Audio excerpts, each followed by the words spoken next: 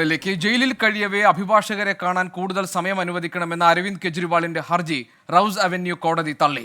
ഡൽഹി മദ്യനയ അഴിമതി കേസിൽ ജുഡീഷ്യൽ കസ്റ്റഡിയിലാണ് കെജ്രിവാൾ ഉള്ളത്. രാധാകൃഷ്ണൻ ഡൽഹിയിൽ നിന്ന് വിവരങ്ങൾ നൽകാനുണ്ട്. അഭിഭാഷകരെ കാണാൻ കൂടുതൽ സമയം വേണം എന്നതായിരുന്നു അരവിന്ദ് കെജ്രിവാളിന്റെ ഒരു ആവശ്യം. റൌസ് അവന്യൂ കോടതി ഈ ആവശ്യം തള്ളാൻ എന്താണ് കാരണം? 2 ദിവസം ഇതിനകം തന്നെ അരവിന്ദ് കെജ്രിവാളിന് അഭിഭാഷകരെ കാണാനായിട്ട് അനുവാദം നൽകിയിട്ടുണ്ട്. എന്നാൽ അതിലുപരി 5 ദിവസം കാണാനായിട്ട് അനുവദിക്കണം എന്നുള്ള ആവശ്യമാണ് അരവിന്ദ് കെജ്രിവാൾ ഉന്നയിച്ചിരിക്കുന്നത്.